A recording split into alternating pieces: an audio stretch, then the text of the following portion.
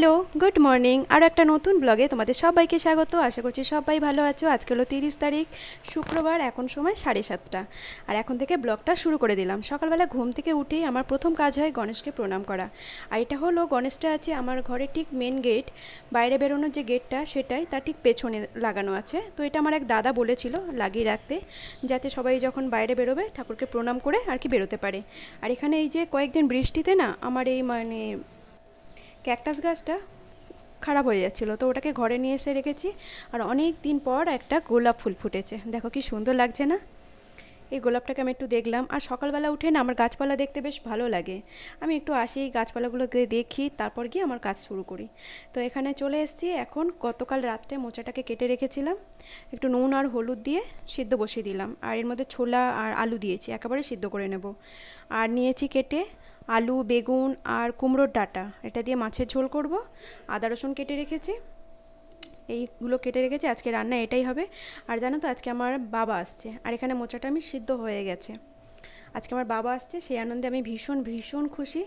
মানে কি বলবো, কয়েকদিন ধরে বাবাকে নিয়ে খুব স্বপ্ন দেখছিলাম, মিসও করছিলাম।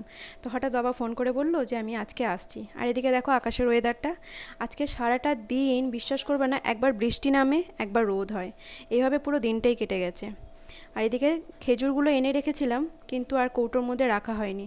তো সকালবেলা যেহেতু ছেলেকে খেতে দেবো, তাই আমি ভাবলাম যে একেবারে কৌটোতে রেখে দিই আর দুটো ওকে খেতে দিই। এই যে দুটো খেজুর আর দুটো কাজু, এই দুটো খাওয়াতে গেলে হিমশিম খেয়ে যেতে হয় আমাকে।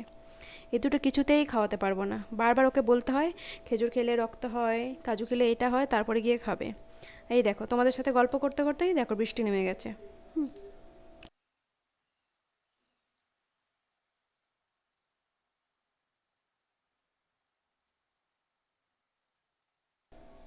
দেখো কি সুন্দর। আর এই বাড়িটাতে গতকাল পুজো হয়েছিল, ওই জন্য কলা গাছগুলো এখনও লাগানো রয়েছে।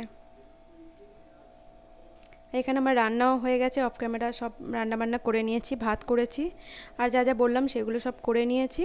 এখন ছেলেকে খাইয়ে ধুইয়ে নিয়ে যাব স্কুলে, স্কুলে ছাড়তে যাব। আর এখানে রুটি বানিয়েছিলাম, আমাদের সকালবেলা ম্যাক্সিমাম রুটি হয়, কখনো স্যান্ডউইচ হয়, পরোটা হয়, এরকমই হয়।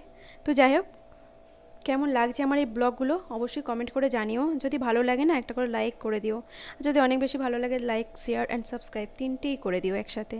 এখানে গ্যাসটা মুছে নিয়েছি আর এখানে চা বসিয়ে দিয়েছি 1 কাপ, পঙ্কজ খাবে একা। আর জিনিসপত্রগুলো তুলে রাখলাম, চাটা হয়েও গেছে। চা খেয়ে আমরা বেরিয়ে পড়েছি স্কুলের উদ্দেশ্যে। পঙ্কজ এদিক দিয়ে চলে যাবে অফিস, আর আমরা এই রাস্তা দিয়ে চলে যাব স্কুলে। স্কুলে ছেড়ে যাব একটু মিষ্টির দোকানে পনির আনতে। আর আজকে জানো তো, রাস্তায় একজনের সাথে দেখা হয়েছিল, প্র্যাঙ্ক ভিডিও বানাচ্ছিল, আর এই মিষ্টির দোকানটাতেই প্র্যাঙ্ক ভিডিও বানাচ্ছিল। তো মিষ্টির দোকানটা তো ভীষণ রেগে গেছে, বলছে এরকম বারবার আসে সবাই প্র্যাঙ্ক ভিডিও বানাতে। তা আমি খুঁজছিলাম কোথায় গেল, তারপর দেখি এনাকে এখানে পেয়ে গেছি। ওনার পেছনেই হচ্ছে ওনার ক্যামেরাম্যান, ভিডিও করছিল। তো আমি একটু তোমাদের জন্য ভিডিও করে নিলাম। বাড়িও চলে এসেছি আর নিয়ে এসেছি পনির, দুধ, আর এখানে হচ্ছে ভাজা সিমুই আর চাউমিন, আর এটা হচ্ছে গরম মশলা। আমার বাবা মা না নিরামিষ খায়, তো ওই জন্য করলাম কি পনির করব আর ছোলার ডাল করব। সেই জন্য আর কি পনিরটা নিয়ে এসেছি। আর বিকালে গেছিলাম 4টের সময়, স্কুলে গেছিলাম। সে স্কুলেও আনার সময় দেখো হঠাৎ বৃষ্টি, গেলাম ভালো, রোদ ছিল, আসার সময় দেখছি হঠাৎই বৃষ্টি নেমে গেল। তো সঙ্গে সঙ্গে রিক্সা নিলাম, কারণ ছাতা নিয়ে যেতে ভুলে গেছিলাম। তাই আমি বললাম এত রোদ আছে আর বৃষ্টি হবে না, তো চলে যাই। এসে দেখছি পুরো বৃষ্টি, আর আমি ছাদে মেলে গেছিলাম জামা কাপড়, সব জামা কাপড়গুলো ভিজে গেছে। আর ছাদ থেকে দেখো কি সুন্দর লাগে না মেঘলা মেঘলা ওয়েদারটা।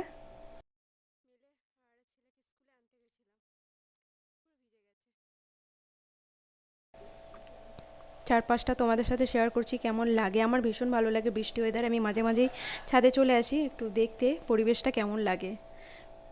এদিকটাতে না সবুজ, আমার খুব ভালো লাগে। ওই যে কর্নারটা দেখছো সবুজ মতো, আমার এই কর্নারটা ভীষণ ভালো লাগে। আমি ছাদে এসে এই কর্নারটা দাঁড়িয়ে থাকি, দেখি। কার কার প্রকৃতি দেখতে ভালো লাগে আমার মতো, কমেন্ট করে অবশ্যই জানাবে। আমার ভীষণ ভালো লাগে প্রকৃতি দেখতে। এখানে আমি রান্নাও করে নিয়েছি, সন্ধেবেলা সিমুই বানিয়েছি, চাউমিনটাও সিদ্ধ করে রেখে দিয়েছি।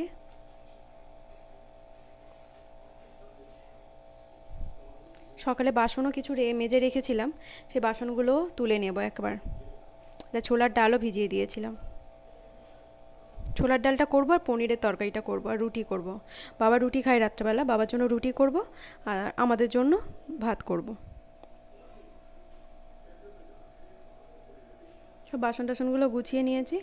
আর পঙ্কজ যাবে পরের দিনকে একটু অফিসের কাজে বাইরে, তো ওর জামা কাপড়গুলো প্যাক করে রাখবো, কেন স্যাটারডে না আমার একদমই সময় হবে না। তো ওই জন্য করে ভাবলাম কি এখনই প্যাক করে রাখি। তো জামা কাপড়গুলো সব প্যাক করে রেখে দিয়েছি। আর প্রত্যেকবারের মতো আমার বাবা করে আমাদের বাড়িতে আসার সময় রাস্তা ভুলে যায়। যখনই আসে রাস্তা ভুলে যায়, গিয়ে আমাকে ফোন দেয় আমি রাস্তা ভুলে গেছি, কোথায় নামবো। আমি বারবার বলে দিই রিক্সাওয়ালাকে বলবে এই জায়গাটা নামতে, এই জায়গাটা নামিয়ে দিলেই হবে। ঠিক মানে রিক্সাওয়ালা নামিয়ে দেবে, ঠিক উল্টো পাল্টা কিছু বলবে, উল্টো জায়গা নামিয়ে দেবে, আবার আমাকে নাহলে আমার ছেলেকে গিয়ে আনতে হয়। আর এইখানে দেখছো গণেশ, আমার ছেলের প্রিয় বন্ধু এরা। তিনটে গণেশের ছবি রেখে দিয়েছে, একটা জগন্নাথ একটা কালী, এদের সাথে খেলা করে। আর এদিকে দেখো, ওই যে বললাম আমার বাবা রাস্তা ভুলে যায়, ছেলে গেছে আনতে। তা আমি জিজ্ঞেস করলাম তোমাকে যে আমি বলে দিলাম যে রিক্সাওয়ালাকে বলবে এই জায়গাটা নামিয়ে দিতে, বলছেন আমাকে কোন দূরে নামিয়ে দিয়েছে, অথচ না 10 মিনিট দূরে নামিয়ে দিয়েছে। ভুলে গেছে রাস্তা, অ্যাকচুয়ালি আসে না, খুবই কম আসে জানো। এদিকে দেখো আম নিয়ে এসছে প্রচুর।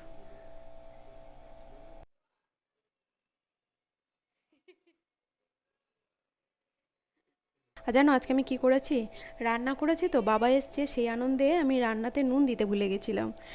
পনিরের তরকারিতে নুন দিতে ভুলে গেছি, কিন্তু আমার বাবা কিচ্ছু বলেনি, নুন ছাড়া তরকারিটা খেয়ে নিয়েছে। এবার রাত্রে যখন আমি আর পঙ্কজ খেতে বসছি দেখছি নুন নেই, অথচ আমার ছেলে বারবার বলছিল মা কিছু একটা মিসিং আছে, কিছু একটা মিসিং আছে। আমি তো বুঝতে পারছিলাম যে কী মিসিং আছে। এরকম অবশ্য আমি ছোটোবেলাও করতাম, রান্না করতাম নুন দিতাম না, আমার বাবা খেয়ে নিত। আর ভাবে যে বাচ্চা মানুষ তো, এখনও সেই আমাকে বাচ্চা ভেবেই ভুলে গেছে। ঠিক আছে ছেড়ে দিয়েছে, কোনো ব্যাপার না। আর এখানে মা দেখো আম, নারকেল নাড়ু আর এটা কি কুলির পিঠে বানিয়ে দিয়েছে। এটাকে আমরা কুলি পিঠে বলি, তোমরা কি বলো আমাকে কমেন্টে জানিও। জামাইয়ের জন্য বানিয়ে দিয়েছে সব। আর এখানে ছোলার ডাল পনির করে নিয়েছি, আর ওই যে বললাম ভাত, আর ওদের বাবার জন্য রুটি। আজকে ব্লগটা আমি এখানে এন্ড করছি। যদি ভালো লাগে like comment share and subscribe করতে ভুলো না। টাটা।